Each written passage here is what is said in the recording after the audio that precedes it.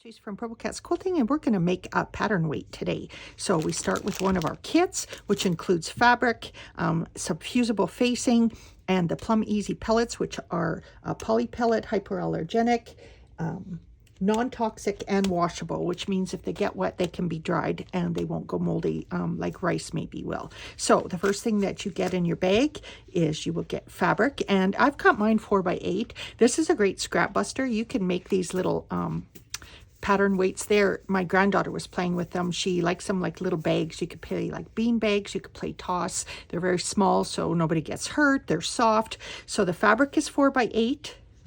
The SF101, which is the interfacing that you line it with, is just a 1/4 inch smaller. And then I used this Quilt Smart product that I had a little bit of leftover. You could use any kind of fusible facing. This is so that you don't have to hand sew it's shut. You can sew it all on your machine. It makes it very durable. So I'll show you how I did that. A couple little neat little tricks. So the first thing you do is you take your fabric and you're going to put the SF101 on the fabric, and you're going to fuse that on with your iron with lots of heat. And once that's on there, you're going to flip it over. I like to use these beautiful labels from Sarah Hart's to add a little bit of fun to my bags, but I also use Tula Pink ribbon. You could use some leftover ribbon. You could use these beautiful labels. All our kits include a label. So the first thing that I do is I put the label on the side, and what you're going to do is you're going to sew 1/4 inch seam. You're going to put that label in there, and you're going to sew 2 sides shut, back stitching at each corner like that. And then what that will look like is here. And then I nick off the corners. I clip them so that they turn properly. The next step is you're going to fold this in a 1/4 inch seam, and you're going to give that a good press before you turn it right side out.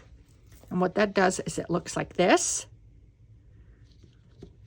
Then I'm going to turn it right side out. And now I'm ready to make my filling. So I'm just going to put that back just off to the side.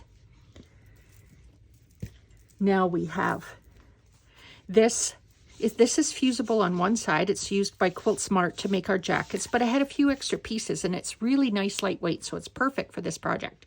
So I'm going to do the same thing. I'm going to fold it in half. I'm going to sew along 2 sides, and that will make us a little bag to put our beads in. Now these beads are great, but they can get all over the house. You get about 2-ounce package makes one of these little pattern weights. So I have my little bucket here and my little quilted pickle shovel from my pail. And I'm going to fill up my little liner bag. So now before, I was trying to fill my pattern weight and hold it shut and stitch it by hand, and I'm not really a hand stitcher. So I'm like, oh, I gotta just make like a little sleeve to go inside. So I fill it up, and then I'm going to lay it on an edge. And I was trying to balance this on my cutting mat, and it wasn't working. So now I just thought about putting it on my brand new felted wool pressing bar. And then I can just take my iron and I press that shut. So see, it's hanging down. It's going to sit there. I will have these new wool pressing bars on my website. We've got a friend that makes them. So now that makes you your little tiny baggie just like this. It just fits inside your little cushion like that. Now when you put these sides together, we're going to turn it into a triangle. So it just goes together. It doesn't go flat like that, although that would be really cute. But we want that triangle shape. So we just make these edges meet. And see, we've already pressed it, so it's nice and easy. We can clip that shut. Go to our sewing machine. Do a 1/8 inch seam top stitched along there. And it's ready to go. So I hope you like that fun little project. We do have those kits available on our website. Have a great day.